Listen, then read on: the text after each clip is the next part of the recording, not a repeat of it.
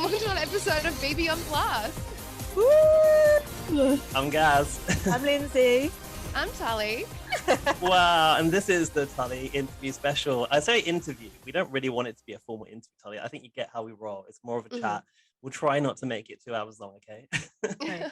And although we sent in questions, we're not really going to, I mean, we will probably touch on them, but we just want to have a chat with you. It's not. Yeah, I don't even look at those questions anymore. They're usually all the same. And from what I've found, people don't really stick to them anyway. Like you get talking, you get in a role, and you kind of just go with that rather than sticking to your list of questions. But I appreciated them nonetheless. So Tully's drinking wine. We don't have wine because it's the morning. It wouldn't really be acceptable to be drinking over here now, right? Well, I'm disappointed because the last 2 episodes you guys have been absolutely sloshed, and I was really enjoying as you guys got drunker and drunker and oh no, more loose lips, and things happen like parasols and like there's fires and there's umbrellas and there's boyfriends yelling in the background. I quite like that whole experience. It's not too early for mimosa. We can have mimosa or like a Bloody Mary, can't you? Yes, I just didn't buy anything in though, so I haven't got the stuff. I mean, if right now I'd have to probably go for rum, and I think that's a bit far. Tully, it's 8 p.m. here on a Sunday, so I am allowed to have a wine. Of course you are. Tully, yeah, I was mortified when you said you were listening because I thought, oh no, what the hell have I said? Because we are quite rude and we are quite indiscreet, and I'm very aware that these people are your friends now.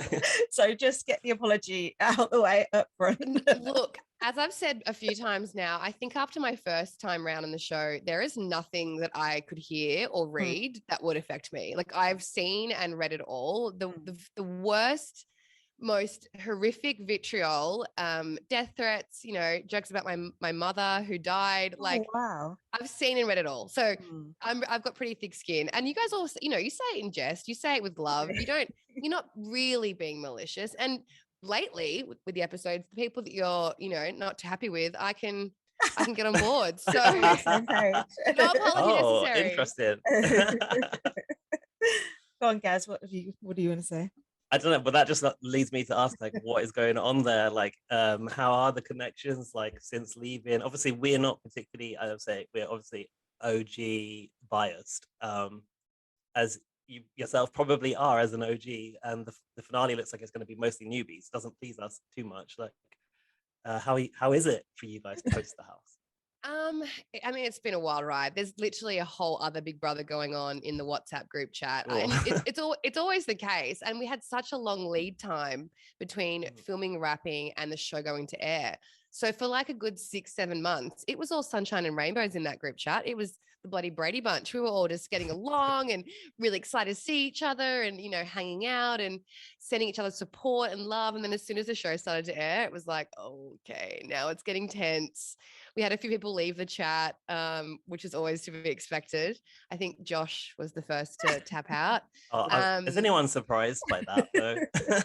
I never met the guy. He was out before I was in. So of course. I haven't met him yet. I haven't even met the guy. I heard a lot about him, but it was wild to watch how it actually all played out. But you know what? I've actually, in the last couple of days, especially speaking to some of the newbies, I'm actually now feeling really sad and disappointed at how it's all kind of playing out, mainly on social media. But I just feel like I was once a newbie, and I copped so much backlash and so much trolling. And the fact that these newbies are copping it so hard purely for the fact that there is just so much love for us. Like it's not, they can do nothing right. Like Taras, Alicia, Johnson are all playing an amazing game. They've all made huge moves. It doesn't matter. No one cares about the fact they've played a great game because all they're thinking about is you got rid of Tully, you got rid of Drew, you got rid of Tim. And it's been really tough for the newbies. They haven't received the kind of love and support that we have. It's like they were never gonna I feel bad for them because they're not having the experience that they should be having purely because they're up against OGs, and that really hurts my heart. Like I spoke to Alicia and she's been copping it, and last thing in the world I would want people just, I don't know whether there's just people can't see past OGs versus newbies, and if you come for Reggie then you're dead to everybody kind of thing. Fair. And God forbid you come for Reggie ever. they've not Jeez, really, the untouchables. they've not done anything wrong except play the game and maybe be, to us, a bit more boring than the OGs. Obviously, we wanted to see the OGs stick together, but the reason the OGs imploded is the OG's fault. No offense. Tim, I would Oh say. no. Tim, I would say, is the main instigator to that. So it's not the newbies' fault that they capitalized on it. They had more people and they got rid of OGs. If you'd all kept as a tight group, it wouldn't have happened that way. You're telling me, like, here I am, right, rocking up. And as soon as I realized that there was Tim and Drew, both from my season, there was no one else in that house that had that connection, right? You had Estelle and Layla, who are the two from the same season, but they were only two, and Layla went quite early. So I thought, oh, well, this is a no-brainer. The three of us are going to be a watertight alliance, and we're going to just pick everyone else off. And then, of course, my very first week, I realized that neither of those two fuckers were interested in playing with me. Had no interest. In fact, there's still, I need to speak to Joel at the finale, but he's come out and said that they pulled him aside and said, basically, you need to get rid of Tully because we can't. So they were trying to get rid of me, like, from day one. But why? Those two, I don't know. They don't like, oh, it's interesting. It's so complex. Like, my relationship with both of those men is so complex. And I think they're jealous. I think they're jealous of you and the airtime you get. I just think that I kind of cramp their style. Like, I kind of feel like an annoying little sister by this point. It's like trying to hang out with my brothers and they're like, no, fuck off. Like, just don't play with us. And we play very different games. I'm very emotional, very reactive, a heart player, and they're both head players. So when they had that advert though, that had you, Tim and Drew in the diary room, that was what everyone wanted to see. That got people so excited, like, oh my God, the three of them together again. And the conflict as well as the friendship.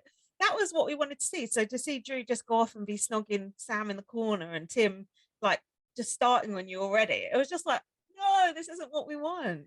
Oh, that scene, that it was so funny to watch it back, and I'm so glad they aired it the way they aired it, because I was hoping they would. But that morning, it was my second or third day, and I was just feeling really like a spare part. Like, it was really hard for me. I came in late for reasons that I'm not supposed to talk about, but it was out of my control, and it was never the plan. I was always supposed to come in night one. Okay. So Drew was supposed to surprise me. And things happened that, we can't help. And I was coming in late. I knew, every night that I was in hotel quarantine, I was like, another night of bonding, another night of getting to know you games, another night of alliance chats. And I know how imperative those first few days are in that house, because I've done it before.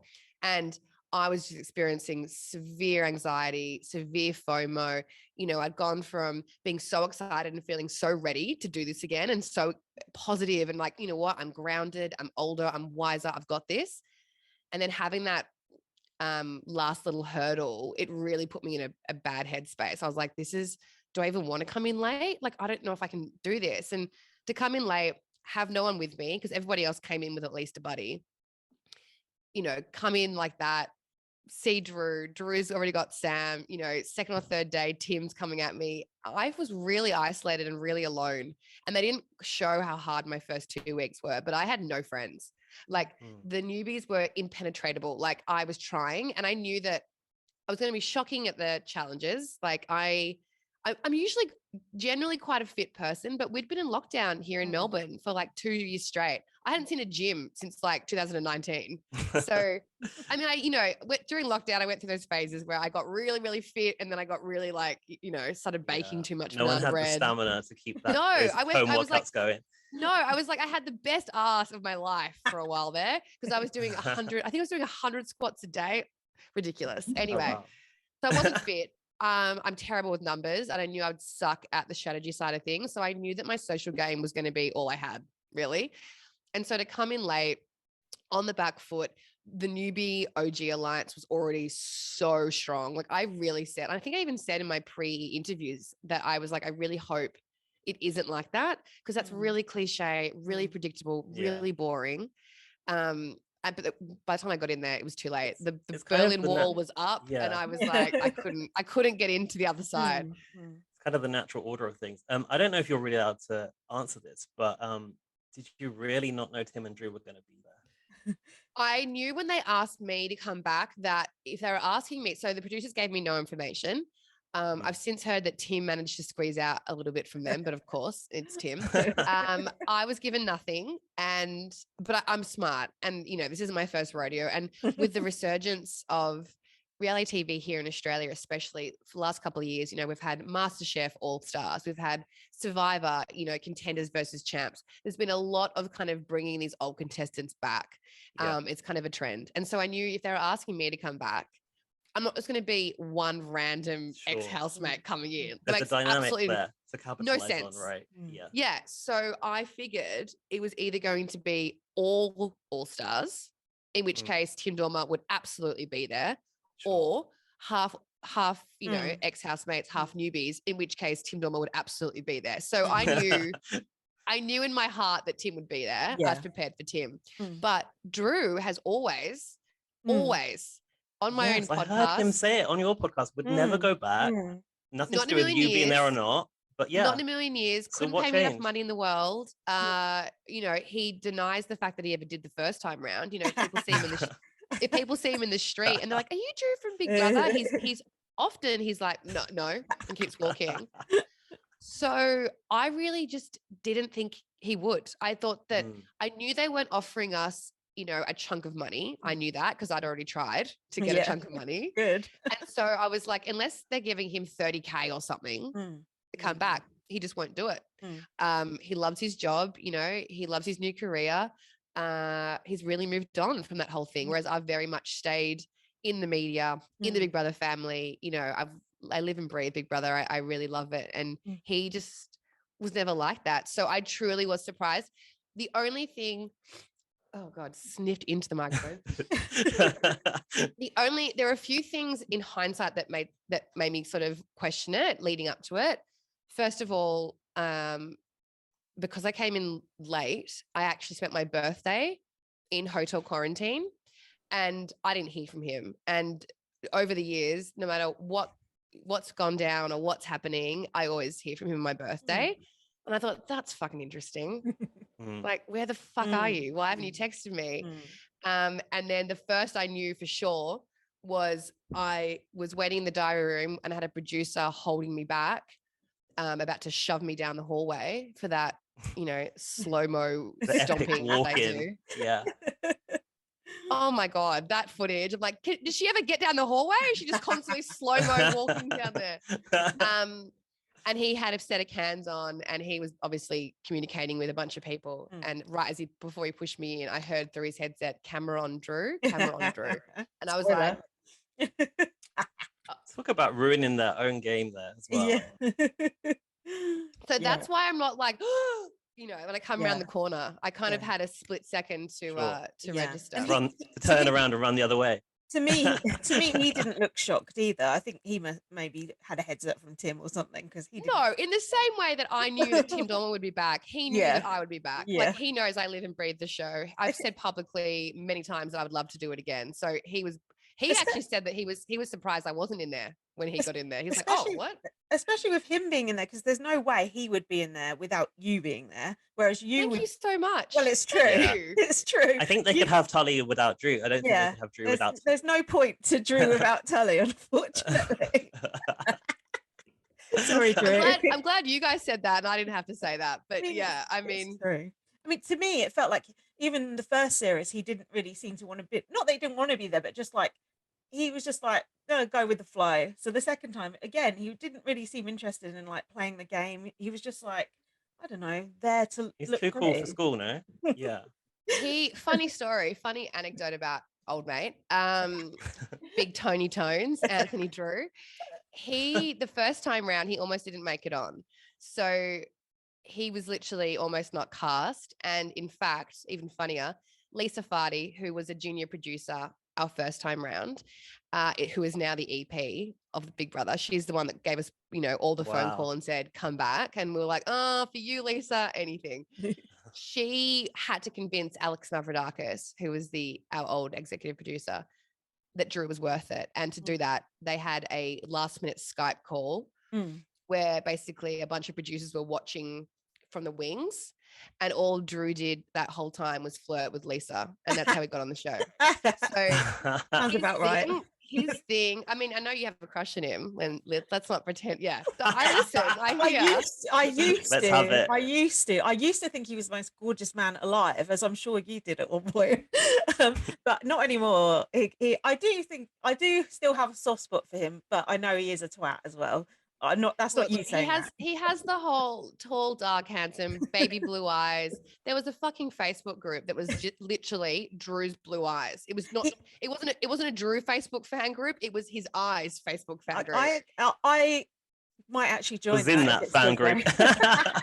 I think everyone has a soft spot for a broody, moody, fucked up, tortured kind of guy. Stomps around with his leather jacket and his rings, and he's like baby girl, and then fucks you over. Like everyone has a thing for that. Yeah, but this time round, it's a shame because it kind of ruined my feeling about him in the first season, where I just loved him. So now I'm just like, oh, I can kind of see him for sort of what he is a bit more. Like he does just want to get with anyone, and he is just a bit, selfish and stuff like that. No, that's not you saying that. That's BB on Blast's opinion. But we wanted Drew to stay in because we wanted the drama. Yeah, and you know what? I do think, and we felt this in the house when he came back from the mainframe. Yeah, it's tough. I love the guy. I want nothing but the best for him. I don't want to drag him. And a lot of the interviews I did, they wanted me to be like, he stabbed you in the back. He betrayed you. He used you, blah, blah, blah. What do you think about him? But I refuse to do that because it is a game at the end of the day. And we've been through too fucking much to just slag him off now. But first couple of weeks, I think we all go through withdrawals in there, right?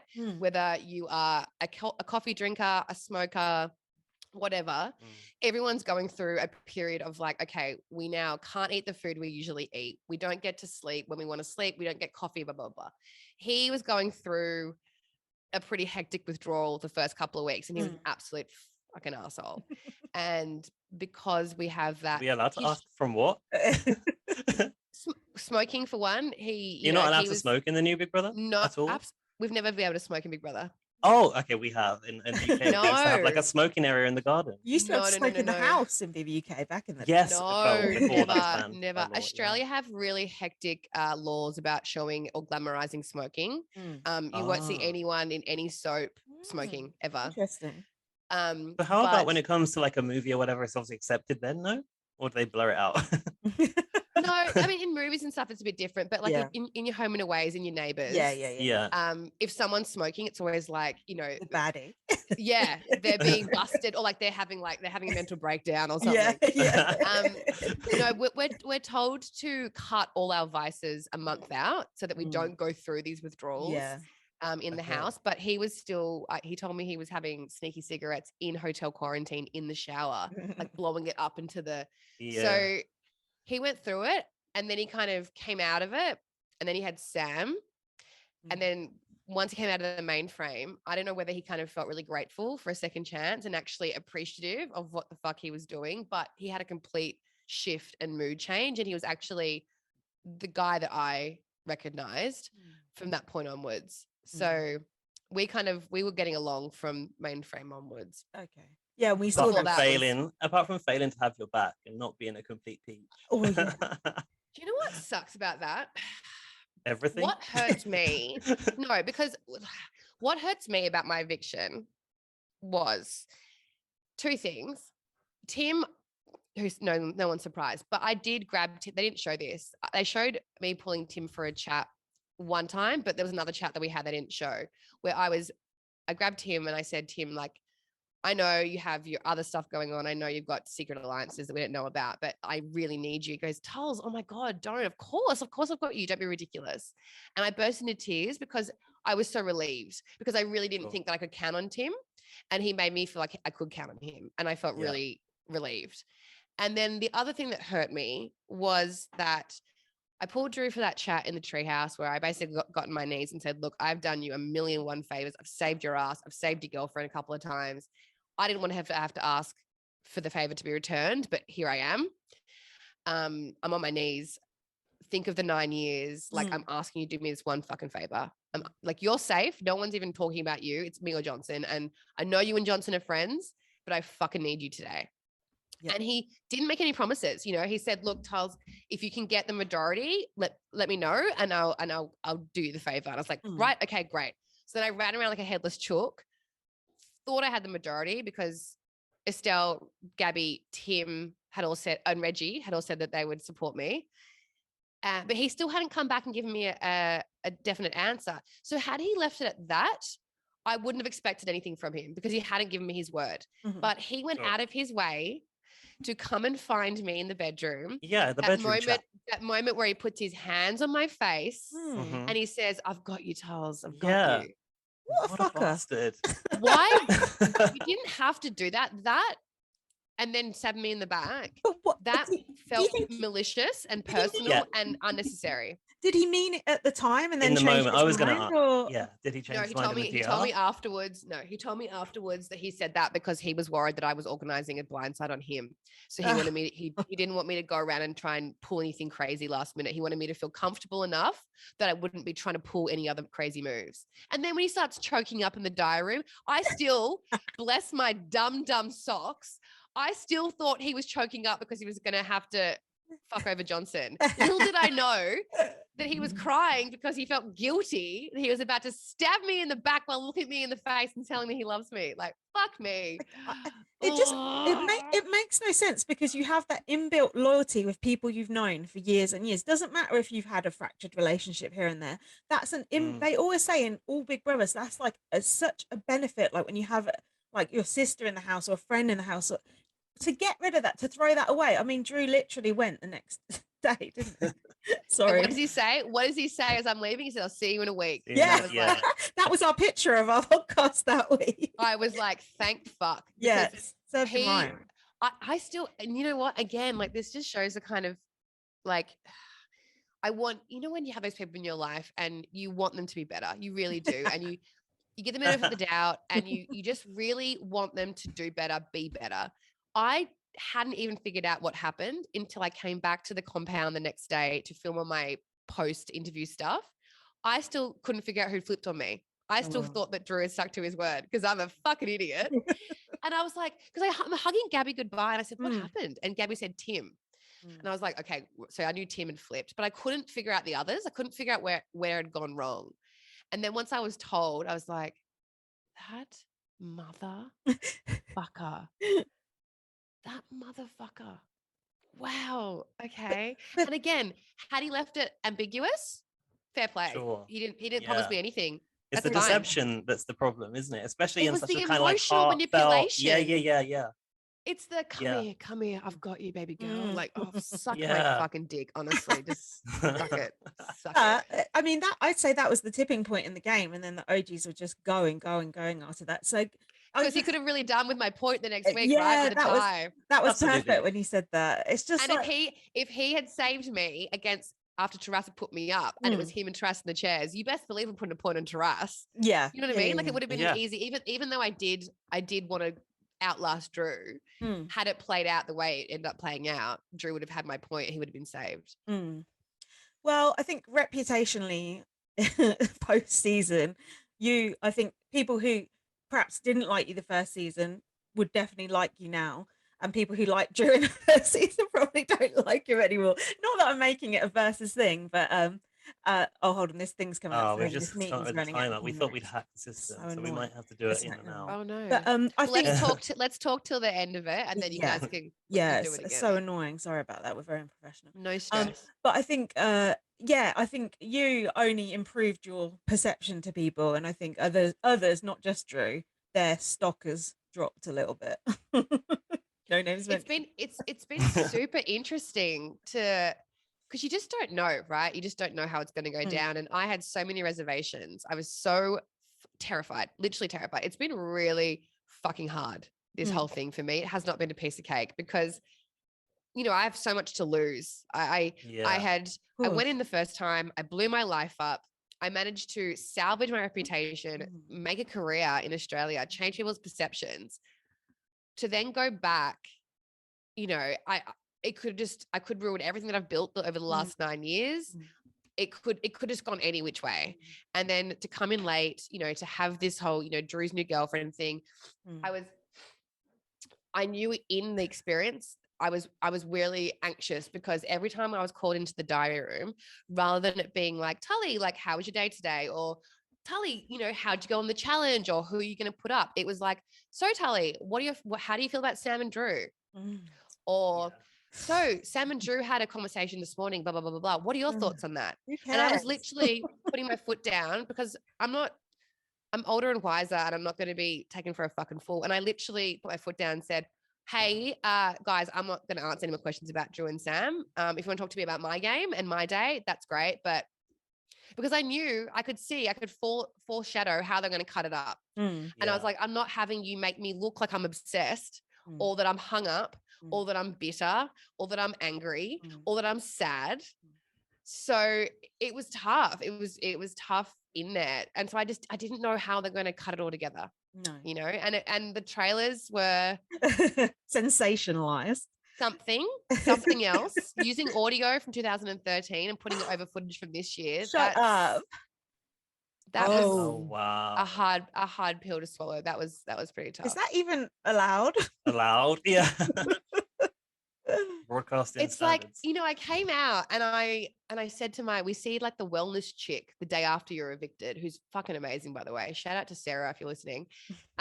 She's incredible. And I said, I'm really proud of myself. It was fucking hard. I was up against it on more than one level.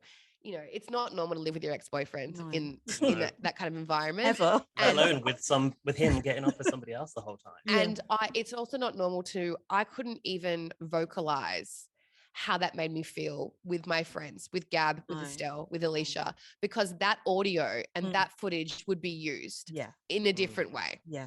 And so I was having to internalize everything. And that's not healthy to be like pushing so much shit down. No. And, and there were a few other things where it really did feel sometimes like Big Brother didn't like me. Like everybody with the Temptation week, everybody saw a video from home except for me. Yeah. Every single housemate. With the ball pit, every single person that chose Temptation got a burger, a pie, of something. I got a cabbage. And there were just these constant things where I was like, you're trying to get a reaction out of me. You're trying to get a Tully 2013 tantrum out of me. And that was hard. That was hard to deal with and just cop. I felt like I was just getting punched every day. I was just copping every single thing on the chin. And it's exhausting, Do you think that's because you weren't playing ball in the diary room, maybe giving them that they wanted? I was pulled up by, twice I had a talking to, and they basically said, and I get it, it's tough. I get it. They basically were like, and this is fair play. They're like, Tully, if you don't give us your opinion or your perspective on this, someone else will. So either you tell your side of the story and how it's making you feel.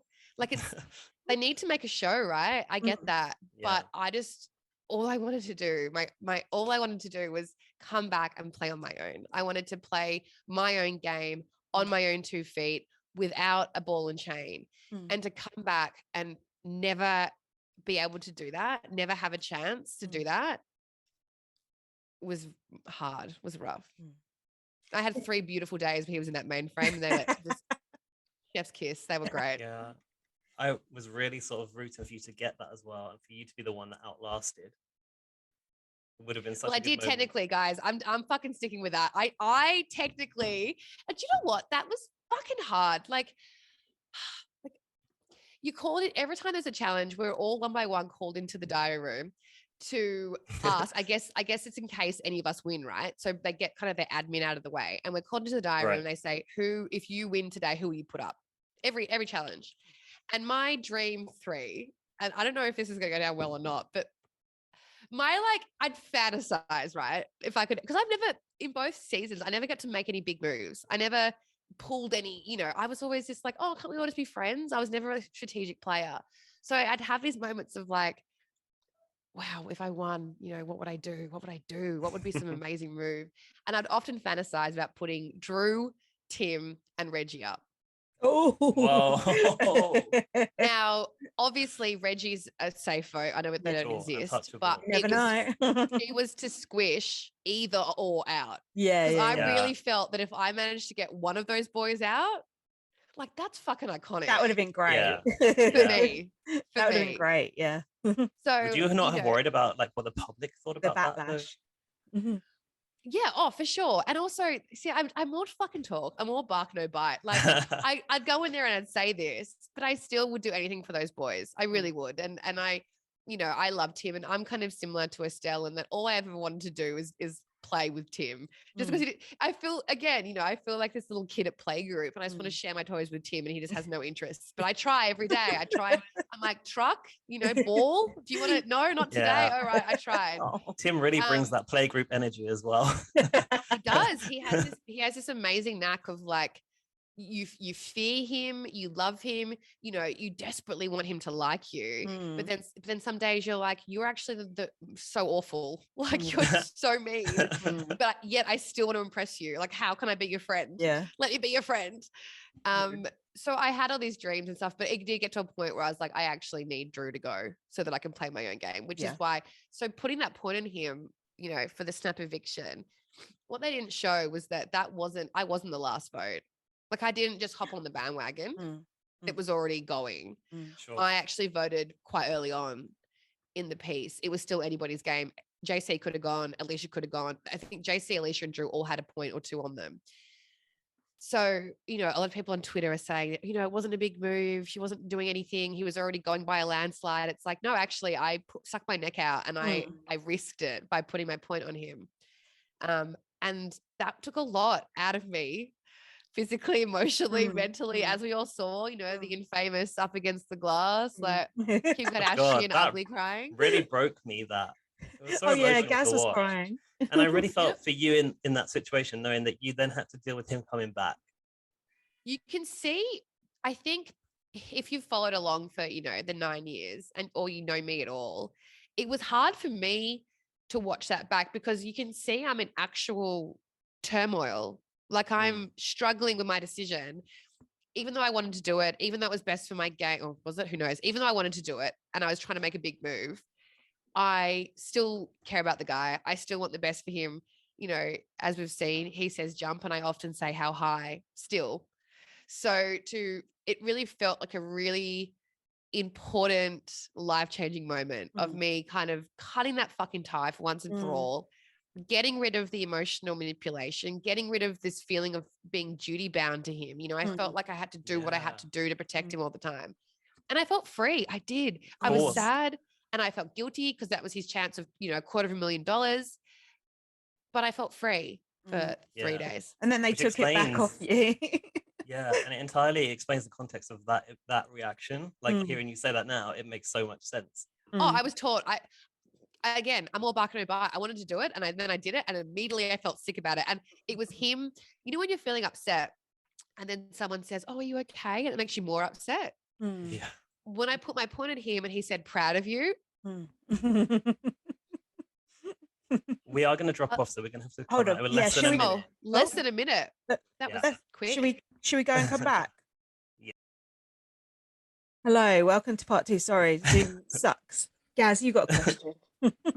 Yeah, I do. I wanted to talk to Tully about like anxiety. As someone who has dealt with anxiety myself, I had a ton of therapy lately, and I know you're like really pro therapy and you're like fully into facing your anxieties and stuff. That environment must be really hard for someone living with anxiety. So how do you, obviously you maybe haven't got your coping mechanisms that are outside of the house. How do you get on in there?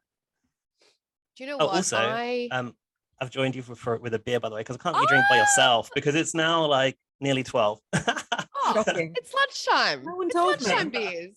No one told me. Oh, sorry. Yeah, drink, Lindsay. Go on. Here, if you just hold a glass up, Lindsay, I'll pour through the screen. Yeah, that's a really interesting question, Gaz. I didn't know I had anxiety until after the first time round. So I had grown up a really anxious kid. Like, in hindsight, again, hindsight's 2020. And I think us as a generation now, how old are you guys? 36, I am. He's 36. I'm 42. I'm old. You're not 42. I am. Oh my God, you look like 20 years younger. Oh, thanks. Oh my God.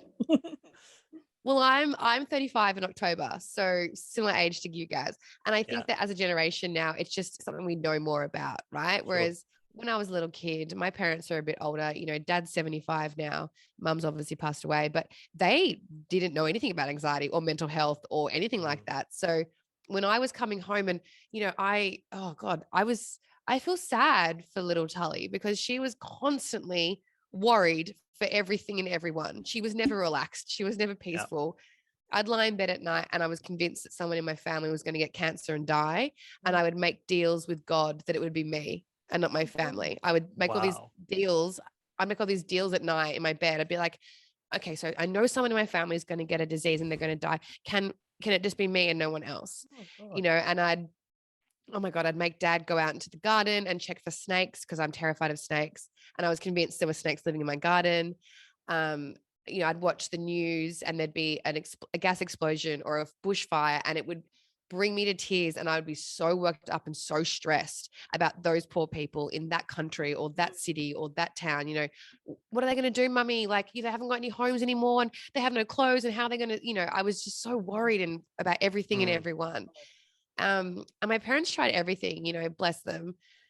Again, at the time, it was just a different generation and they're from a different generation. So I had a dream catcher, you know, to try and suck out all my bad dreams and my anxiety. I had worry wart dolls, where have you guys know what those yeah, are? I used to No, have what them. is that? I used I to don't know have what that them. is. Yeah, I used to I have don't know if What it's is an that? old wives' Yeah. tale or if it's I don't know what culture it stems Yeah. from, but there are these ugly little fucking things. I don't even know what they're made of.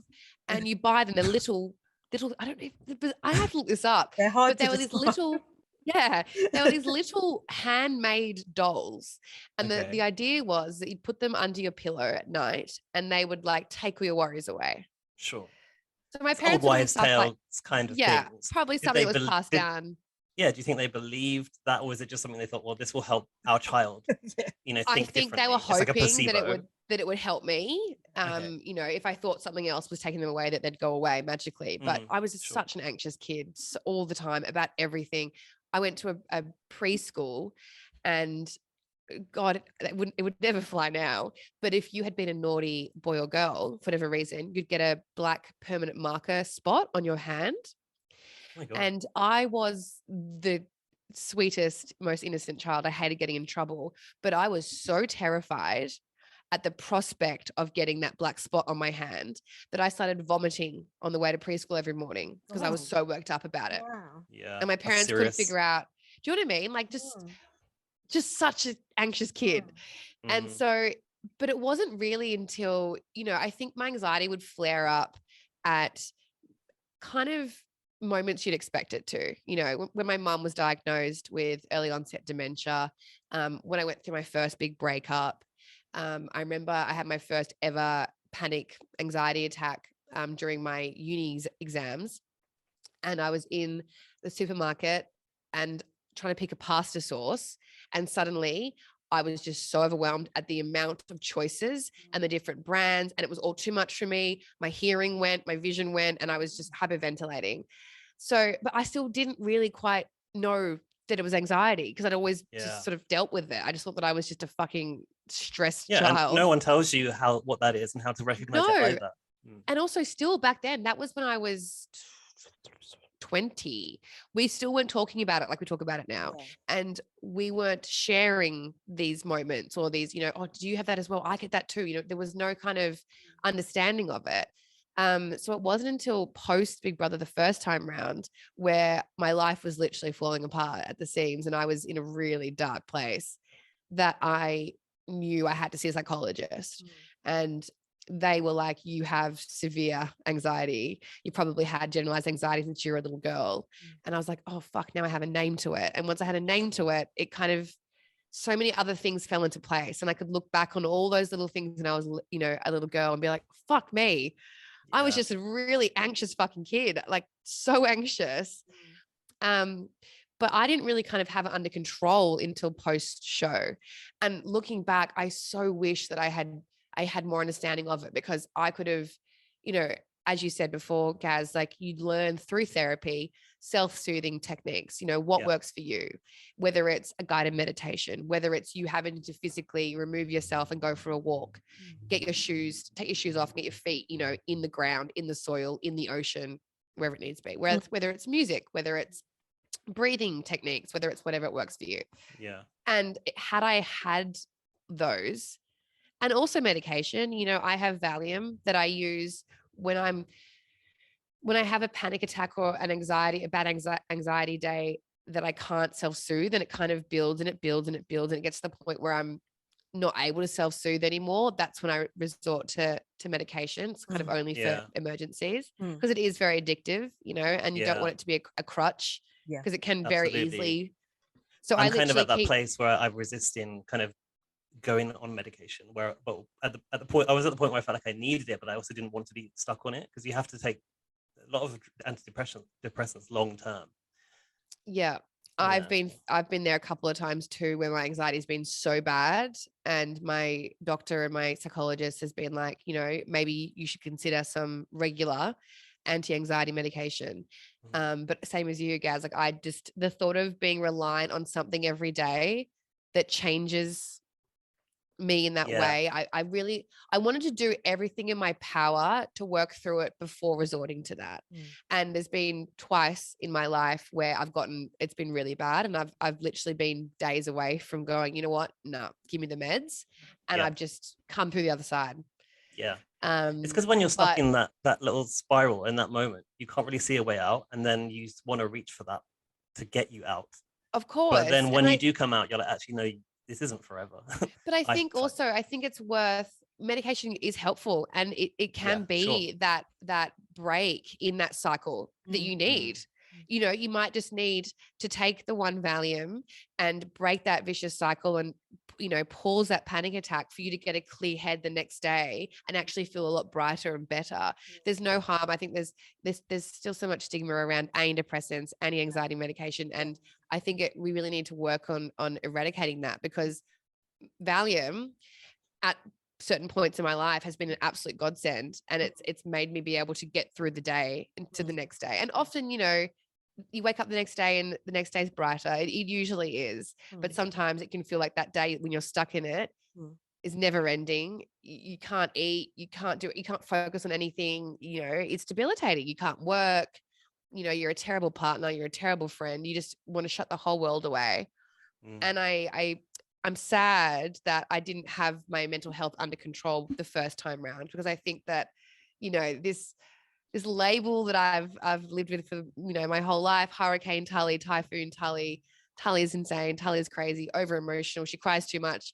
I've always been an emotional person, and I'm no longer apologizing for that. I was apologizing for it for a long time, but fuck that. No, that's who I am. And I think it takes strength to be vulnerable, and it takes strength to be emotional. But I do think that if I'd had my mental health under control and knew about my anxiety and about the self-soothing techniques the first time round, you would have seen a lot less of those outbursts. I was lost, and I was dealing with a lot of trauma at the time. My mum, my, confusion, and my sort of figuring out my sexuality, like that was a really scary and journey on TV to be on as well, with the unknown of what people were making of it on the outside, your family too. And like I didn't realize that I had become this unwilling poster child for homosexuality, bisexuality. I had no idea that was happening on the outside world. But I was going through a lot, and it was all unresolved trauma, and I didn't have a shrink. And I would love, I just wish that I had more understanding of what was happening, because I feel like a lot of those emotions, a lot of those outbursts, a lot of those tantrums, a lot of that, anguish that I was going through, I would have been able to deal with it a lot better. But this time round, it was so helpful. So firstly, I made sure that I had, an emergency pack of Valium with the Big Brother doctors, if and when I got to a point where I needed it. Sure. I never needed it, which was actually so great. And I felt really good about the fact that I was able to talk myself off the ledge before needing anything else. But, I had those techniques. I was very prepared for Tim Dormer to rile me up. And I really didn't want to let him upset me to the point that I used to get upset. So even that, that first big argument that we had, you see me remove myself from the situation. Yeah. I knew if I sat on that couch and continued to engage with Tim with the toing and froing, you'd get an Estelle blow up, right? And I was like, no, I'm going to walk away. And so I walk away into the treehouse. I try and calm down. Tim comes for me and tries to continue it. So I walk away again, and I think there's only so much you can do in that small house, but having those self-soothing techniques and things that I knew helped, I had other stuff that helped me. I took in a essential oil, cedarwood, which is for grounding. And I would take that and put it on my wrist and just sniff that in a quiet place. Finding those quiet pockets in the house, it's very hard. There aren't many. I was going to say, where are those quiet pockets? The laundry room. So I'm so glad that they didn't show any of this, but I would often, between the newbie bedroom and the OG bedroom, if you think about where Tim's bed is, so at the end of the room, so you've got Tim and Estelle at the back, there's a little kind of walkway where you can walk along the cupboards into the newbie bedroom. And there was like a divider. I would sit with my back towards the divider. So my back's towards the divider, my front's facing the cupboards. And it felt, there were still cameras that could see me, but these are the wardrobes that we see where there's a chair. No, so that's the boudoir. That's our boudoir. Okay. They call it the walk-in wardrobe. We called it the boudoir. We had little drawers in the bedrooms against the back wall. I'd take a photo of Daniel and I would go and sit on the ground behind the partition so that if you walked into the bedroom from the main door, you couldn't see that I was sitting there. And that's where I felt most safe and most at peace. And that's when I'd sort of stop, have my photo of Daniel, I just stare at it like this, put my grounding oil on and just take a few breaths and just try and I also, I requested to speak to the show psychologist, I think twice as well, which I was probably too scared to do the first time round because it felt like I was being dramatic or being, precious. But that would be private. Wrong with me. Yes. Yes. So that is the only way you can talk to somebody without a camera on you. So but even first time around, no one would have known you'd asked for that. I guess on live feed, if you spoke about it, they would have. Hang on, there wasn't a live feed for you, was there? No, there was the live Twitter. There was a Twitter feed that would do like minute updates. Tully has asked to talk to the psychologist. They just would never do that. No, they wouldn't. No, they wouldn't. I was actually forced to speak to a psychologist the first time round. Get in there. I was called to the diary room, and when I went in there was a person sitting there, and I was like, "Oh my god, you must have shut yourself." Yeah. And they said, "Hey, we just want to check in on you. You're getting pretty upset with these evictions." And I was like, you were. I cried every day, like I was losing a limb, every single person. I was like, no, don't go. We were commenting on that when we were rewatching it recently. I was very upset, wasn't I? You can tell I have abandonment issues, right? Like I've got serious mummy issues, like people that I love leaving me. I'm like, everyone I love leaves me. So yeah, there were a few things that I had in my sort of, mental health tool belt this time round that definitely helped for sure. But theoretically, being in there, not to mention him again, but with Drew, how were you thinking about not just the perception of that, but did your boyfriend know that there was a possibility that you would be in there with Drew, and how did he feel about that? And were you? I guess you were worried about the edit showing something in a way that they shouldn't. Are you looking to see if he's listening? No, I just sniffed off the mic because I'm trying to like not sniff into the He's microphone. Not interested in listening to this. No. Again, when I was asked to come back, I thought, okay, I won't be the only person. And as much as I would have given, I would have bet $500 on the fact that Drew wouldn't be back in that house. I thought it would be amiss of us to not discuss the possibility, Daniel and I were only 4 months into our relationship and we'd spent those 4 months in lockdown. So we'd been really insular, like he wasn't public on my Instagram account. I hadn't shared that. People knew I was dating someone. They didn't know who he was. Did you mention him on a podcast, but bleep his name? Maybe. I was listening to one of your podcasts and you were talking about like dating someone, but you like dipped the sound for the name. I think that was... That would probably be because I said his name and then was like, fuck, I'm not supposed to say his name. Yeah, probably. Yeah. So we had this beautiful little love bubble of 4 months of just us, on the couch doing lockdown stuff. So it was early days. It was really early days to be asking Lockdown him. stuff. Lockdown stuff. Nothing. We know what that is. Cockle. Oh no, Oh, literally like playing articulate and, you know, like Oh. drinking Aperol spritzers, trying to make it a fun time when it was not a fun time. Developing a drinking problem and, you know, everything else. So yeah, so we had a chat about it and I said, look, you know, I don't see it happening, but on the off chance that someone has somehow managed to convince Drew to come back, how do you feel about it? Yeah.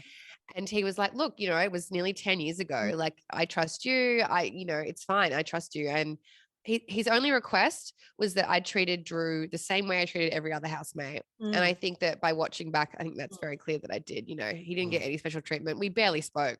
The only time he would put me for a chat is to ask me to do his dirty work. So, he was great. It has been hard, you know, since.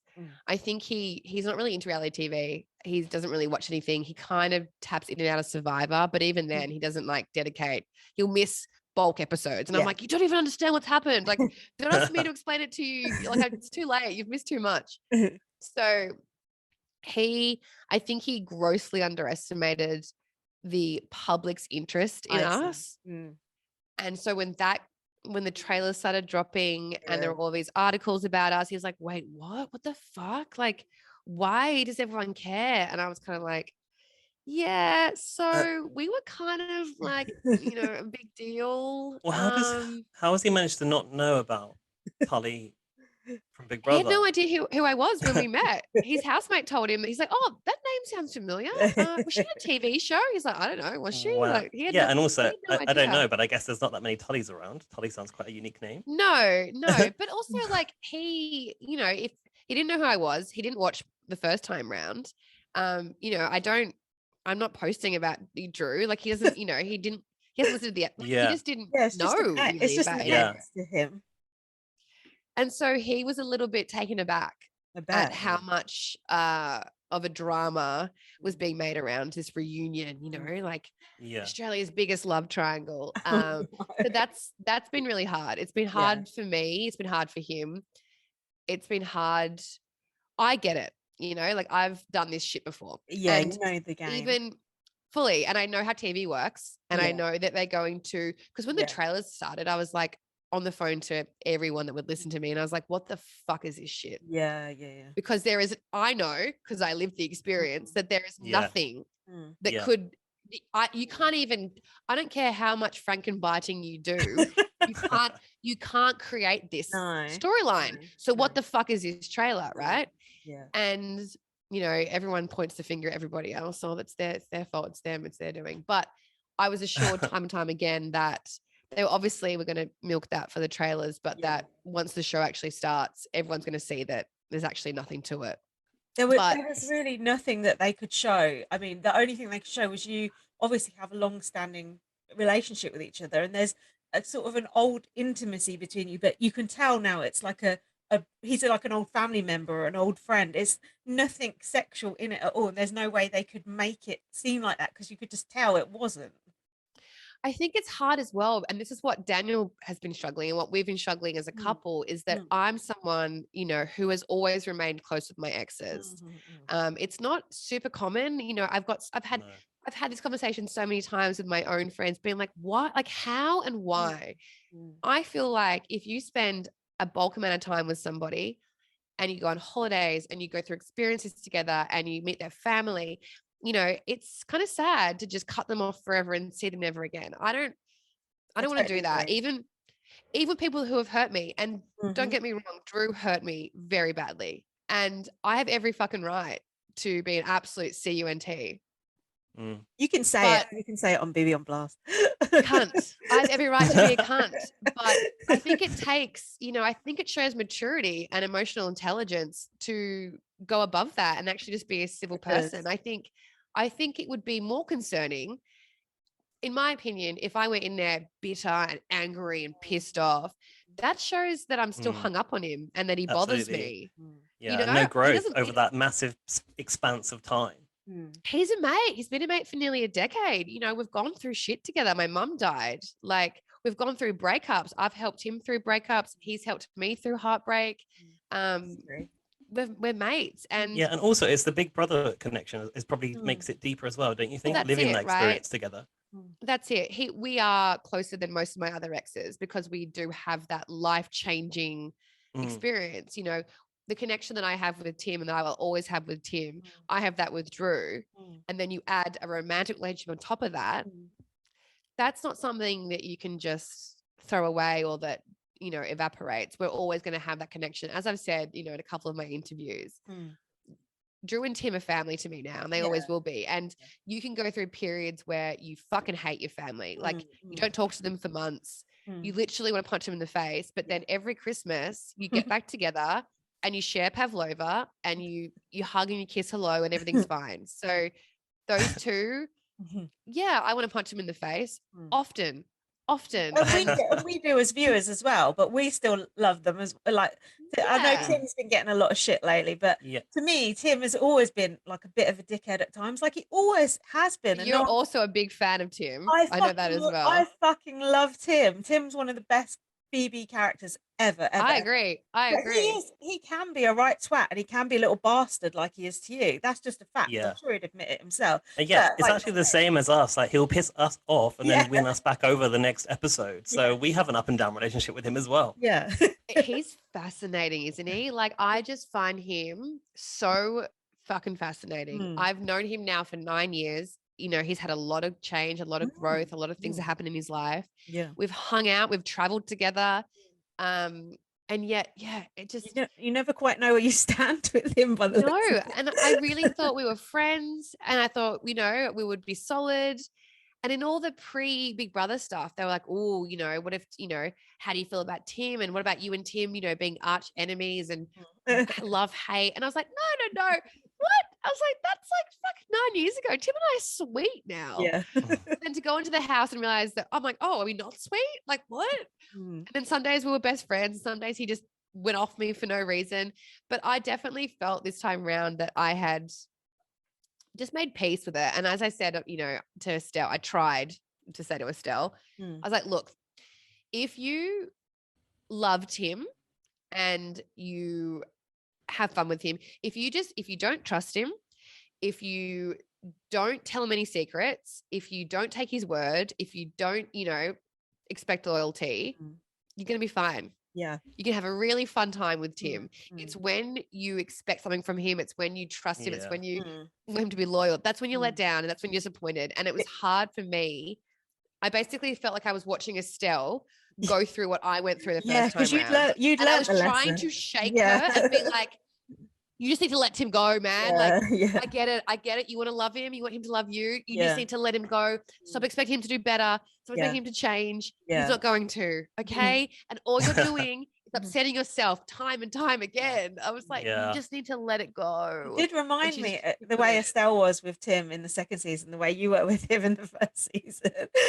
That fight they had over the lollies, I felt like I was in some fucking weird, you know, sliding doors universe. Where I was watching this, you know, because Estelle and I are so different, but also have a lot of, we've got similar trauma, let's say that. And I could see her and she was so hurt. She's looking at him like, I love you. Like, I just want to work together. And I'm like, oh, babe, you just don't get it. Hey, you just don't get it. Yeah. You just don't get it. It will always be a TV show and a game first for Tim, I think, which has become evident now, even above personal connections, which is it's quite hard to take, I would imagine, for some people. He happily leaves out at the door, and I think he has this confidence in that once the show's done, everything's going to be fine because that's what's been the case. Yeah, that is fine. I mean, him and Estelle have some work to do. I think they're definitely not on talking terms. We saw that on Twitter. Yeah, I mean, to his credit, he did try to reach out to Estelle to apologize. She's just not quite ready to, which is totally, you know, fair enough. He did do that podcast episode, which I'm sure you guys have seen, where he kind of publicly apologizes to her. I'm glad that I knew that he'd reached out privately before doing that. If he'd just done the podcast, I would have been like, But the fact that I knew he'd actually tried privately to make amends. Yeah. And you mentioned Tuesday will be interesting. Tuesday will be really I'm interesting. curious. And you mentioned it earlier, but how does it feel to have like the Frankenbites happen and to see your words like cut out like that? Because it's fucking insane this year how much they're doing. It's too much. I go to write something down for the podcast and I'm like, I'm not writing that down because they didn't even say that. Like, how weird does that feel for you? It's bizarre. I It's so, bet. I can't even, okay. Oh, I don't even know how much I can say. Oh yeah, be So careful, don't get in trouble. the clip of Drew and I having that heart to heart by the pool on my eviction episode, that happened in week 2. No So way. that was actually because, as I said earlier, like he'd been not in the greatest of moods. He'd been, going through it, and I was copping it a bit. And I was kind of over it, and I was sick of us fighting. And I was like, look, can we just call a truce? Like, I'm sorry if I'm triggering you. I probably am, like, subconsciously. Yeah. You're being a real fucking asshole to me. Can you just like not be so aggressive? Can we just, I was embarrassed. I was like, that's why I'm holding my hand like this when I'm talking to him. I was like, can we just please fucking get along? Like, everyone else is uncomfortable. Yeah. Our constant bickering, no one wants to be around that. It's awkward. Constantly taking shots at each other. It's not comfortable for anybody. And I was like, I literally was embarrassed. And I was like, can we just please pull it together? I'm sorry for whatever I've done to upset you. Obviously, it's something every day. And can you just talk to me a little bit nicer? Just don't be so fucking cutting, so moody, so snappy, so aggressive. So that was from weeks and weeks prior to when we saw it. And then there's that clip of me walking around in my shorts, and all you see is the back of my head. And the audio implies that I'm having a whinge about being named the biggest whinger, but that's from a completely different week, right? That footage. So I understand how reality TV works. I totally get it. And I can, and I think also as a society and as viewers, we're getting smarter and we're more clued on to that Frankenbiting. But it is hard. And I've seen other housemates voice this as well. It is hard to watch when your words are being taken out of context and slapped onto different scenes. Yeah. Because it's like, hang on, that's actually not what happened. And also it's not reality TV then. It's not reality. You know what? I fucking get it. It's hard. I feel for these producers because they said to us, they're like, we overdid it. Like, they had content coming out of their ears. We gave them so much shit every single day. Like, there's so much you guys haven't seen. There is so much going on. Because we want to see it all. It's so I know. annoying. And do you guys get access to the 7+ clips? No, not really. Not really. It's hard for us. Struggle to get on there. Because what I'm seeing as a, BB loyalist, as a old school fan, as a, those clips that they put up, those additional like extra BTS bits on 7+, that is what we want to see. That's the real content, right? It's us making tinfoil hats on Hacker Week because we were so fucking bored, and it's us doing a fashion show where we dressed up as each other. Yeah, we've seen a bit of that. You know what I mean? That is what we want to see. Yeah. Just us being us, us being dumb, us being funny, us making friendships, The format is too rigid around the competitions. We want to see those natural conversations. The competitions are training, but we want to see it so rigidly set, like the shopping task, the competition. We're missing like those, people just chatting.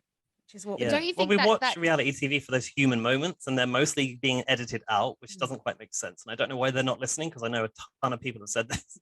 I know. I feel like as a viewer, I mean, I'm obviously focusing on clips with myself because, that's what sticks in my mind, the most. But I feel like the clip with me and Drew talking in the 3 shirt with poor Lulu attached to us. Oh, God.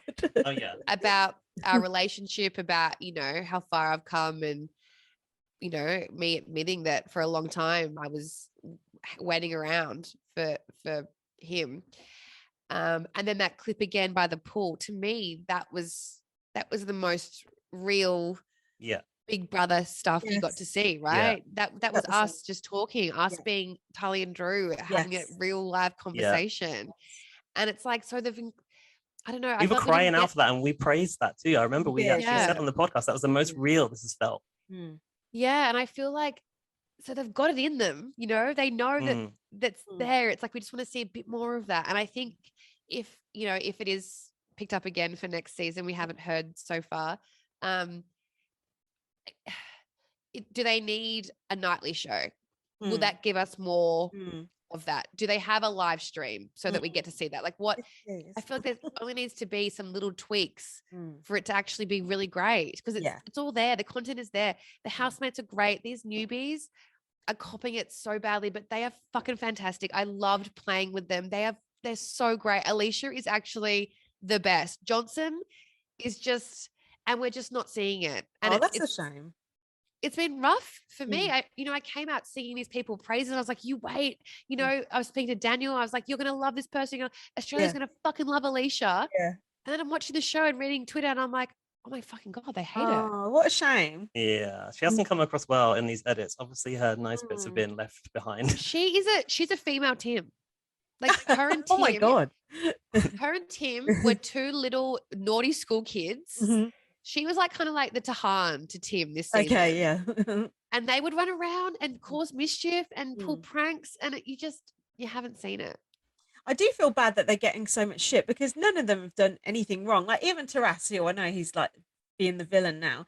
Like he's like, don't we want that? Don't we want some characters to be a bit evil, and don't we want conflict, or do we want everyone to just get along? You know, I think. I saw Tully's face when I said that. Maybe the wrong person. Taras. truly, if you guys have to call me back again, that's totally fine, by the way. I'm watching. Yeah, could you mind doing one more bit? No, that's totally fine. My computer's also about to die, so I'm gonna get my charger in a bit. So congested. Do you want to stop now and we'll come back? I feel like you're on a roll and you're about to say something. Wait, I don't want to lose that goal. First. So what I've been speaking to all the housemates, and I spoke to Johnson yesterday, and what he said something, and I thought, fuck, that's really interesting. The fact that we as OGs were allowed to keep our social media as is, but the newbies had to only post supplied Big Brother content and talk and act as if they were presently in the this present day, right? He said, it sucks because the public already knew who you guys were. They've watched you before. They've followed you on social media. They know you. So of course they're going to be more warm to you. Of course they're going to be vouching for you.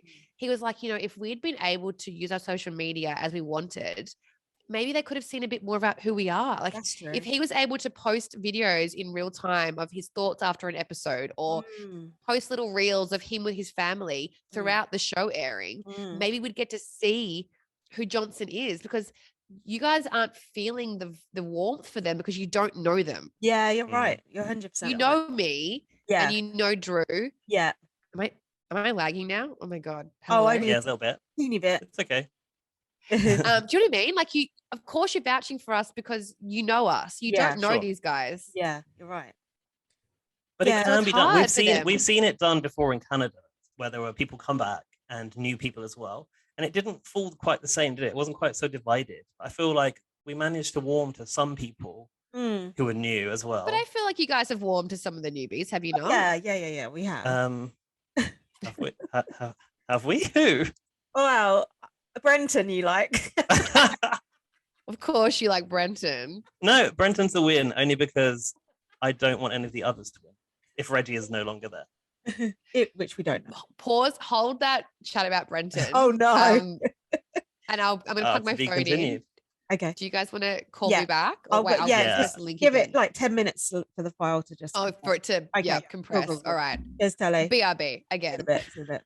So Gaz was saying you wanted Brenton to win. I wasn't sure about this. What do you think, Tully? Actually, you can't say I don't know. Well, I mean, I feel like I do sort of, I know you guys think it's really funny, but I do feel similar to Reggie in that, like, I don't know, I was personally offended that I left before Brenton did. I would have been fine.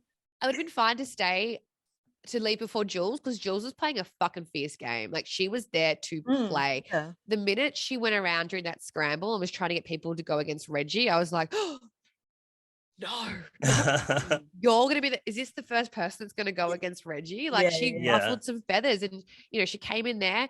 didn't like Drew, saw through his fucking charm and bullshit, like saw through Tim. Like she was a fierce fucking player. And I would have been happy to go before Jules. But Brenton, I was like, how are you still in there, dude? Like, what are you doing? Like, what do you bring? What are you doing? I described him as a bump on a log last week on the podcast. He's a sweet kid. I liked Brenton. I did. Like, we had a weird moment where he pulled me aside and was like, "Are we okay? Like, I've been hearing you saying shit behind my back." And I'm like, "What?" I was like, "Dude, are you for real?" I was like, I don't have anything against you. Like, that's just not true. But it is, I won't lie, it's a hard pill to swallow, the fact that he's still in there as an intruder, and so many these of us intruders. left. Maybe he'll be the first here. Maybe he'll be the first intruder to win. Who knows? Maybe we'll have to wait and see. So let's ask you a few more quick fire questions, Tully. Although how quick fire they'll be with you, I don't know. I know. I just talk and talk and talk and talk. Don't I? Sorry. So when you knew you were going in with the new format, how worried were you about doing these very kind of athletic competitions? Because when we saw that and we saw the OGs, we thought, oh shit, well the OGs are a bit older. And some of them weren't that fit. You were pretty fit. There's a lot of others who are fit, but we were like, oh shit, they're all going to just go. So that when you lasted a decent amount of time and Tim lasted decent, we were like quite happy because we thought you wouldn't have a hope in these competitions. No offense. Well, thanks for the confidence. No, I was very honest in all my pre-interviews. We were asked a lot of these questions, in our pre-chats. And I was like, I'm going to be terrible. Like, this is just not the game I was designed to play. The reason I was so keen to do Big Brother, apart from being a super fan, was that it is the easiest show to do. Like, you go on the house, back in the days, you go on the house and you sunbake for a bit and you maybe do like, one quick hit in the treadmill and that's about it. Our Friday night games that we had, or the Friday feast, I think can't remember what it was called now year, but they were like fun stuff, like sit in a bath of ice and eat an icy pole the fastest, like that was great. I knew I would struggle and I was scared. I was scared about the challenges, the physical challenges, because I knew I'd be shocking.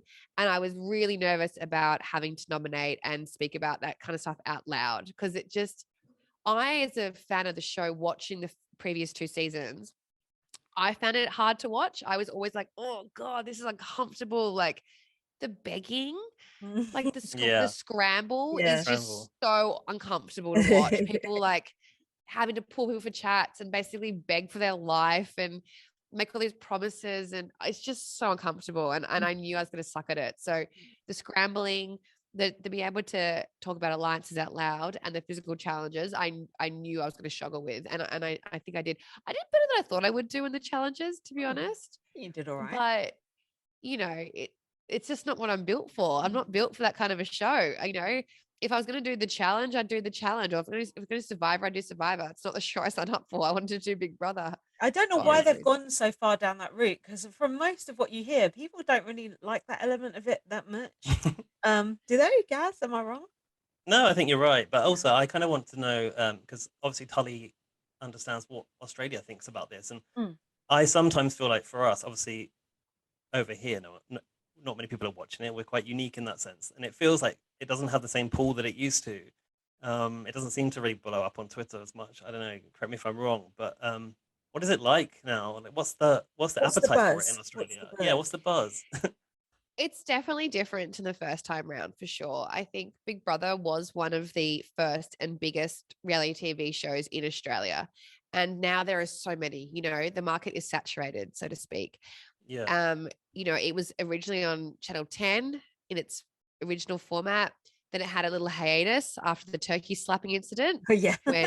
When our ex-Prime Minister, John Howard, came out and said that the show was an abomination and should be cancelled.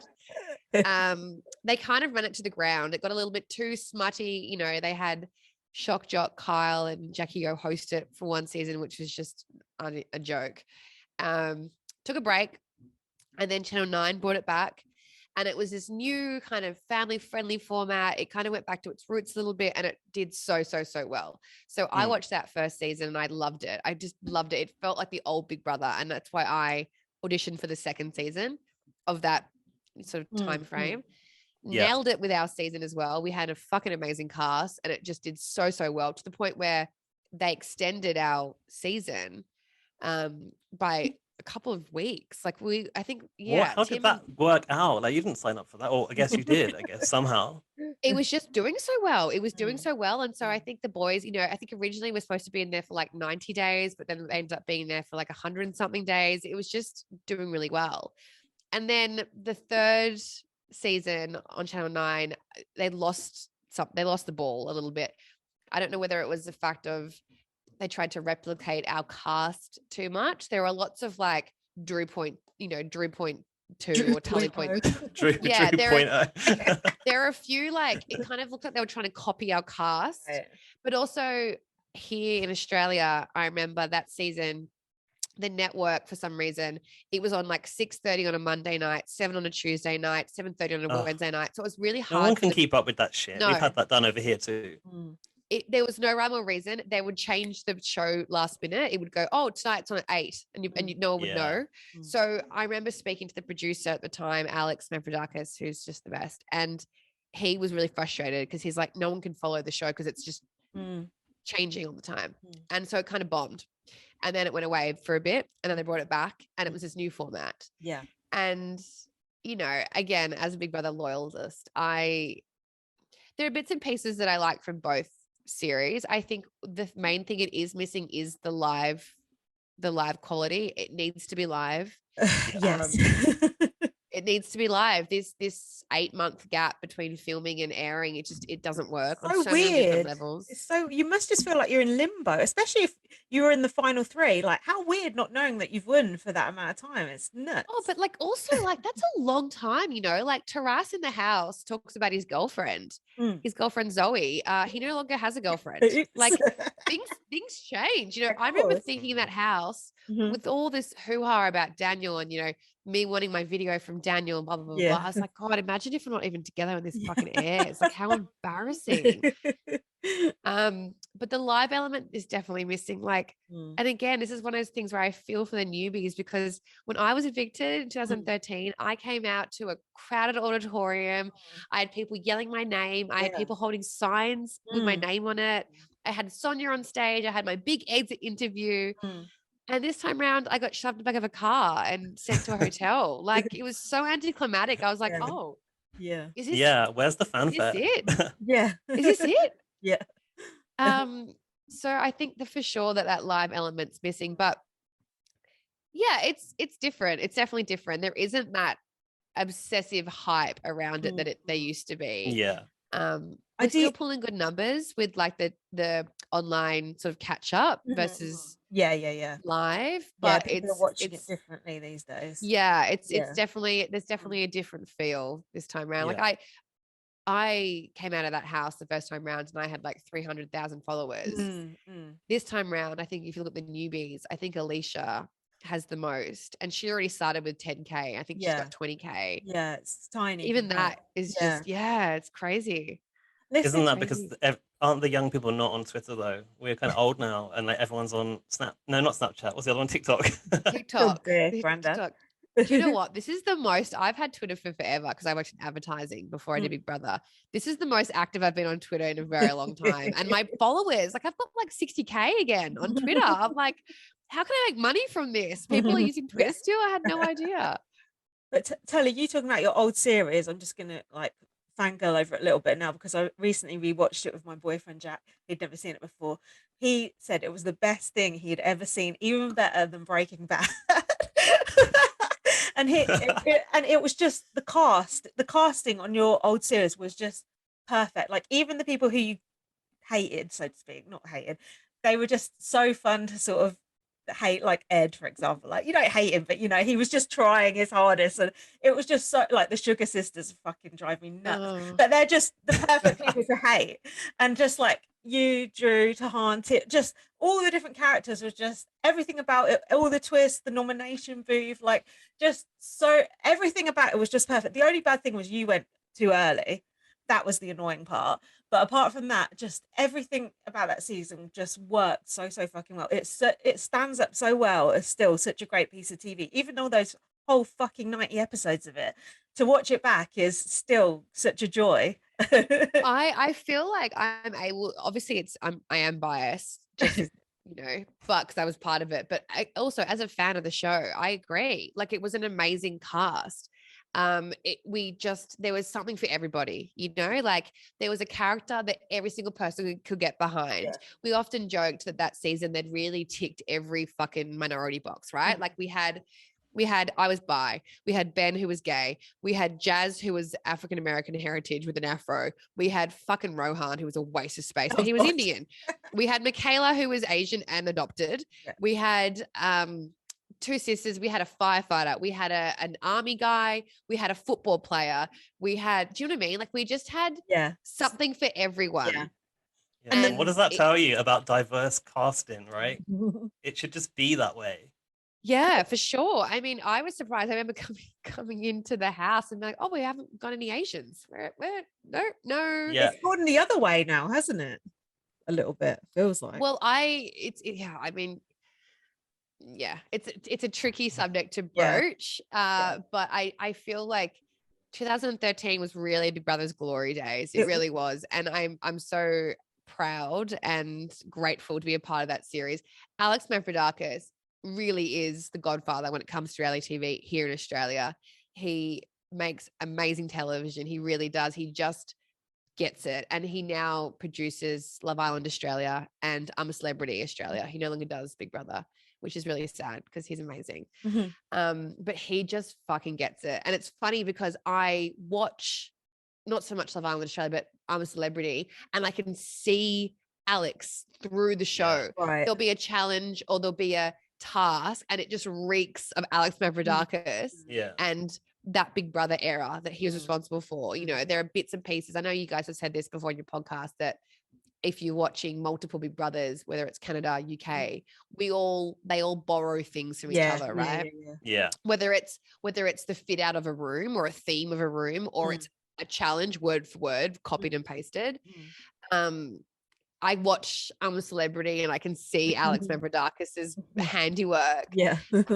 He just won a Logie, which is like our, version of like a, I don't know, fucking MTV Movie Award. Yeah. Finally, because he was up so many years for the show and he never got one, but he just won a Logie. And I'm now begging him to put me on I'm a Celebrity, get me out of here. Because that's my next goal. How would you cope on that show?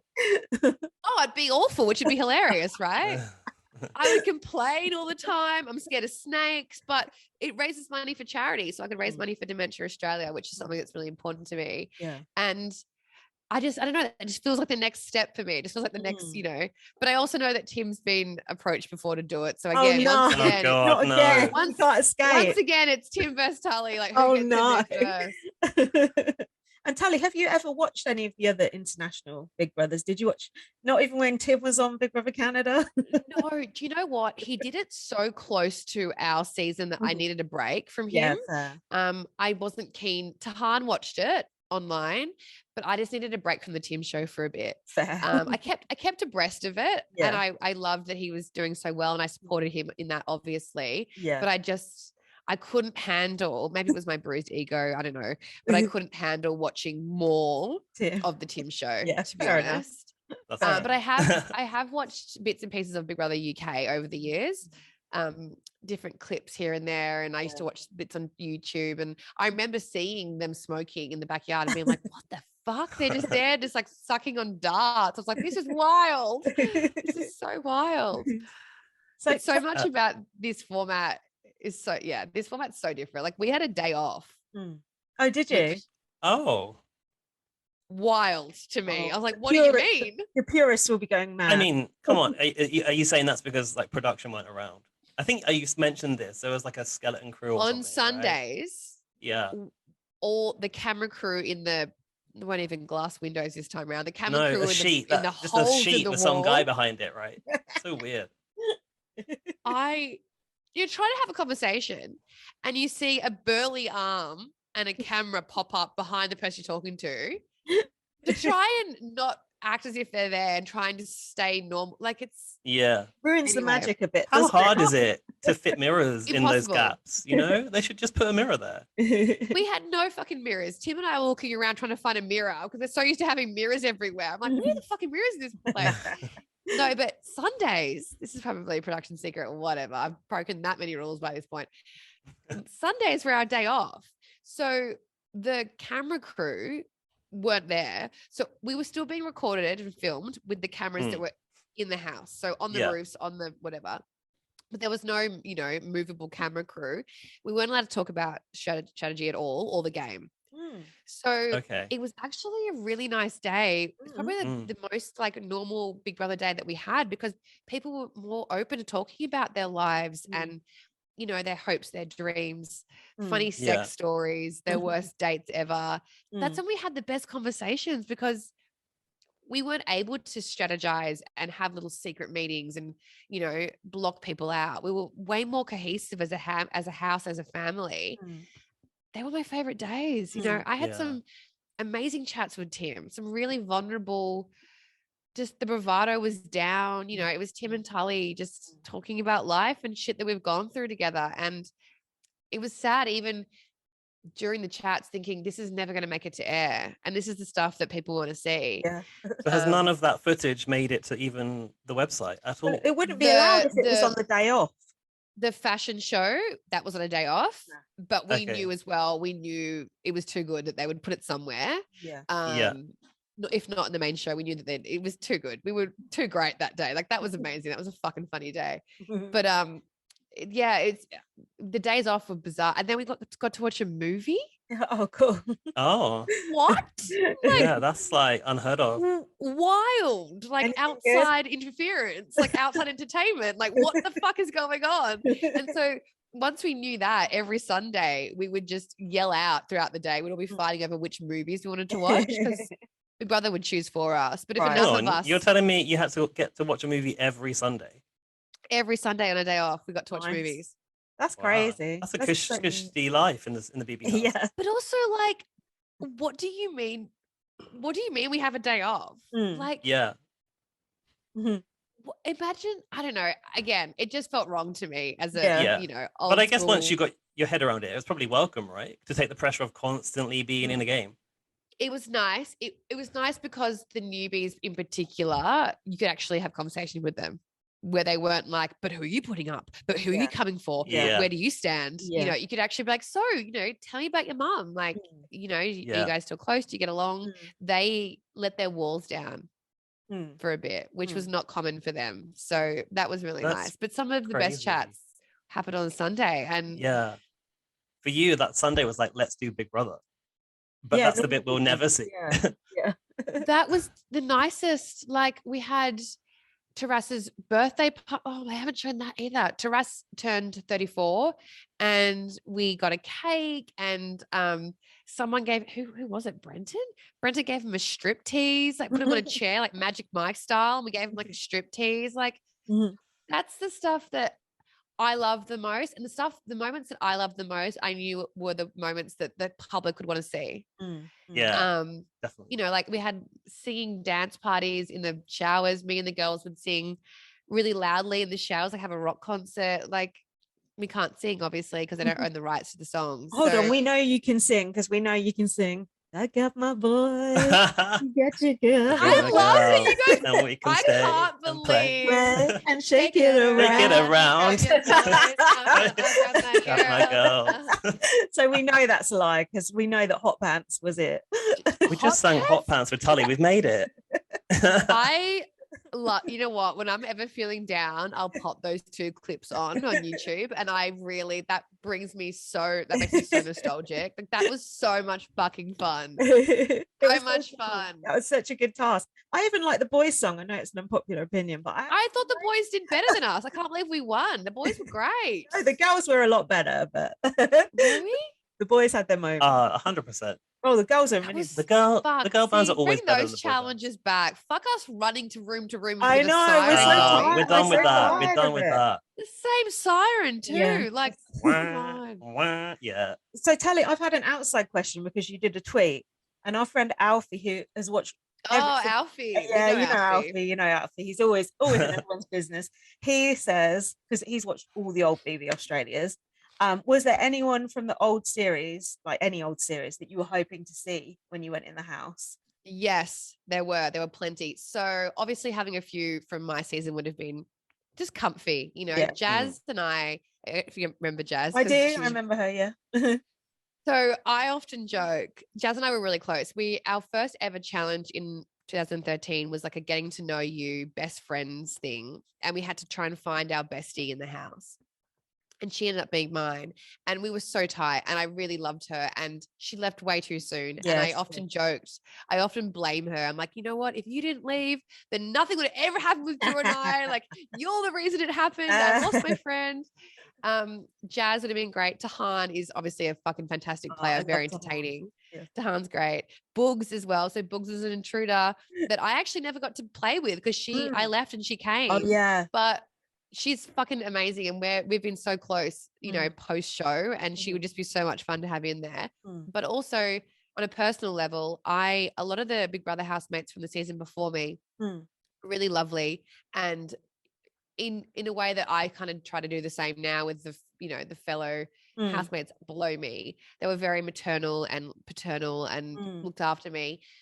Michael Beveridge is he's amazing. He was so funny and great and could have won it had he not fucked it up by hooking up with Estelle.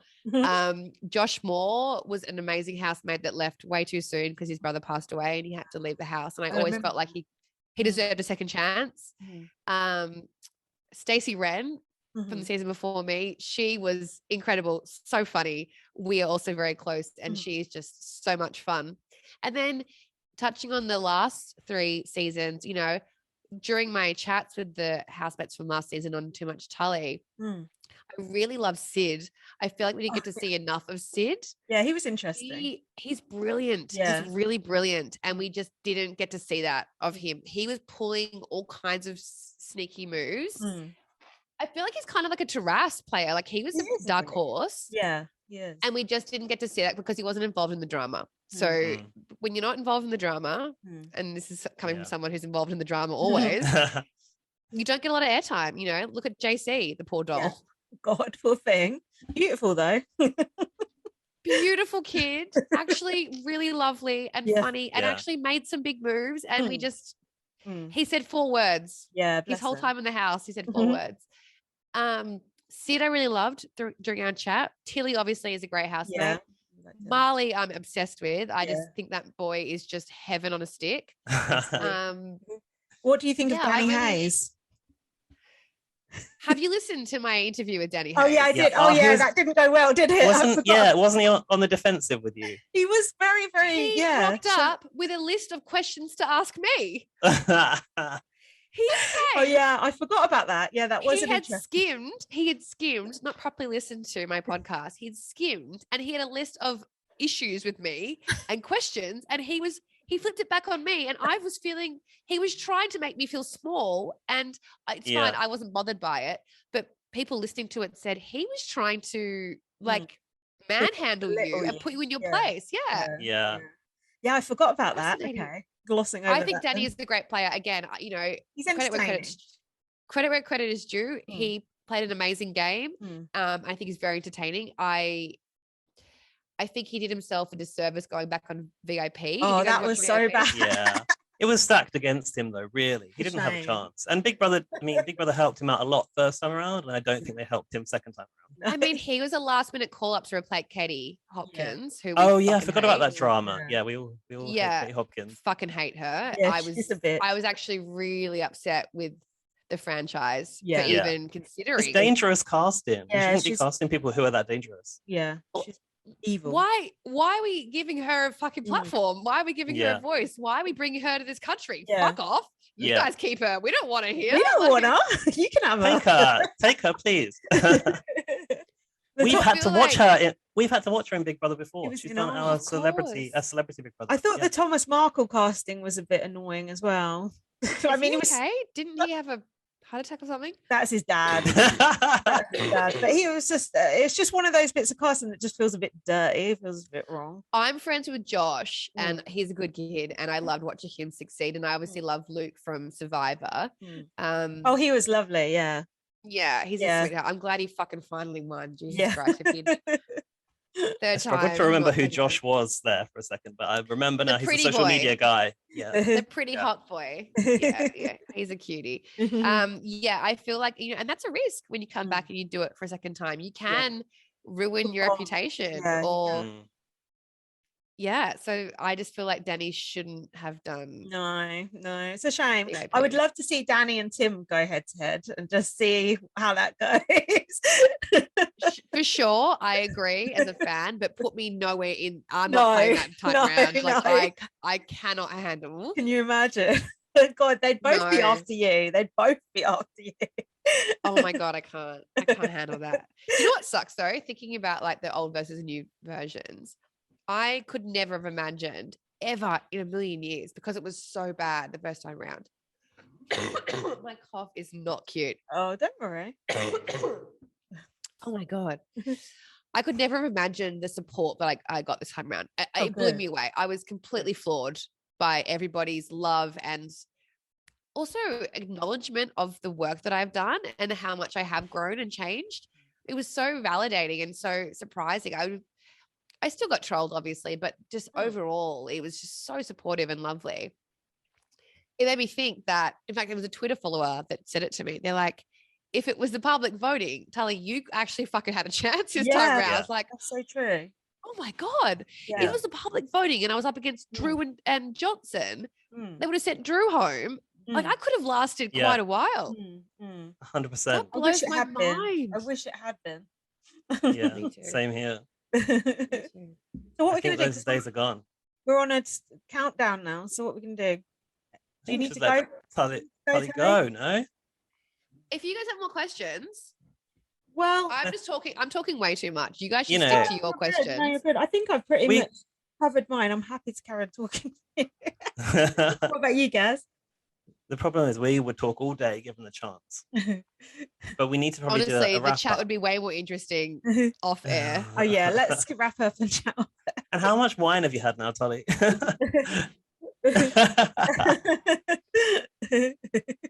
Get it? Oh, Okay. that's I know you're fine. doing all right. You're doing all right. That's What's fine, that? that's That's like fine. less Sensible. just less than half a bottle. That's a couple of glasses. Yeah, that's fine. It's like, you know, I mean, Okay, here's let's have a glasses amongst friends. here's the boring question that you probably answered a million times before. Would you play Big Brother again? Absolutely. I knew the I answer. would go back a million times. Like, it's funny because neither time was easy. Like, I haven't been given a fucking easy ride either time. I've copped it and I've copped it on the chin. I've been a good sport both times, but it hasn't been easy. But I just love this game. I love it so much. I live and breathe it. I really feel strongly about the franchise. I hope it sticks around. I really do, because I think it does have legs. I think there is still so much love for Big Brother. You know, I've finally come out from behind the shadows in there's, I don't know if you guys know, but the Behind the Big Brother forums. Oh, I heard yeah, you yeah. talking about it on your podcast. I've been a watcher of this forum since I was a kid. And Sure. I, for the first time, have come out from behind, because it used to be so negative about me. Like I'd Yeah. watch, I was a fan, I was a member, well, a watcher as a fan of the show. And then I went on the show and then I would watch it and it would be very bad about me. And so I just thought, I'm just going to stay hidden in the shadows. Yeah, fair. But when the tide started changing this time around, I was like, I felt a bit more confident to sort of be like, hello, I'm here. And I bet everyone loved it, didn't they? Yeah, I was. It's hard because you don't want to come out and make people feel like they have to like kiss your ass, or like I want people to be honest still. Like if you fucking hate me, you can still hate me. Like I can handle it. But the love that has been this time round has been such a welcome surprise, and it's been so worth it. And there is still so much love for the show. There really is, and so much love for the OGs, and so much love for me. And these people that still watch and that still follow me and still, you know, follow what I'm up to, they're the reason I have my job. They're the reason I have the podcast. I'm so grateful and appreciative because they're the reason I'm still here. I reply to every single DM that I get, and it's a full-time job, literally. Like it takes a lot of time from my day, but I'm like, this person has taken a minute, a second out of their day to message me. Why when I do the same back? Like they're the reason I get to do what I do every day and love it. So I would go back and do Big Brother again and again and again and again. I would love to come and do an international version. Yeah. There was like quick chat about me doing South Africa Big Brother, like back in Ooh. 2013. And I was like, Oh. yeah, I'm down. And then Mm. nothing came from it. Mm. I'd love to do Brother Canada like Tim did. I'd love to do Brother UK. I'd love to do even just like US. I'd do any Big Brother, really. I love the show. We can put a word in for you, Big Brother Canada, because we know the hosts. So Dude, Tim would Not hate just- that. Tim would fucking hate that, but I would love to do it. Oh yeah, we know the producer. She's the producer now, so she's not just the host. So, Oh yeah, I forgot she's the executive producer now as well. We'll make it known. And you would be such a good character. Like, yeah, that would be really, really good. I would love to do that. As long as, yeah, you know what? I really do live and breathe the show. I really do. I have the DVD. We had scratchies here at one point with people's faces on them, housemates' faces on them. Like, I really love the show. And yeah, it's been such an honor to be asked to come back for the 21st anniversary of it. Like, that's just, if you could tell little Tully, who used to watch it live on the, on the live streams late at night, that she was not only a housemate but was considered royalty. Yeah, that's just such an achievement. Not everyone becomes a Big Brother legend, and you've definitely achieved it. Yeah, definitely. Well, thanks. I try. I might have fucked up my life the first time round, but I think I've redeemed myself this time round. Yeah, 100%. What should we do? Should we wrap up and then should we come back? Yeah. Debrief. Or are you done, Tully? I'm happy to, but do you need to? No, I'm happy to. You want to have a little 10-minute, just little? Yeah, sure. No worries. Okay. Do you want to wrap it up officially? Was that wrapped up? Oh yeah, should we wrap it up Yeah, let's wrap it up officially. Okay. Tully, thanks. Yeah, thanks so much, Tully. We really appreciate that you've taken the time to speak to us on, your evening when you've got a lot going on ahead of the final. Thanks for listening to our podcast as well. We really appreciate it, especially when we put such a hideous photo of you one week. Yeah, that was not cool, guys. Come on. That was straight from you, like Pornhub or like RedTube. That was an awful shot of me. That was really bad. No, thanks for watching, and thanks for loving, the franchise as much as I do. Like, that's what I get from this podcast the most. Like, you guys know your shit. You've watched not just my season, but so many other seasons, and you recollect things so easily. And I guess it's nice to talk to other people that love it as much as I do. So it's been an absolute delight, and you guys are the best. And thanks. I'd do this every night. Honestly, I'm happy to do it every night. We are both avid listeners of Too Much Tully, and we have recommended it to so many people. We both listened to it for years. Actually, one of my friends who I was talking to earlier just said, tell Tully she's a legend. She gives such good life advice. Yeah. Like all of your stuff about love and like personal lives. I sent that shit to some of my friends, and this one friend in particular is like so thankful for that content that you're putting up. Oh, don't. That honestly means the world to me. Thank honestly, you. it's so interesting to see like just the different subjects you do. And I wasn't originally a Tully fan, but I listened to it because I was like, what's going on? And I, was won over. So yeah. You know what? One fan at a time. I'll win them all over eventually. Thank you so much for your time, Tully. Thanks, guys. Thanks a lot. Thanks. Bye.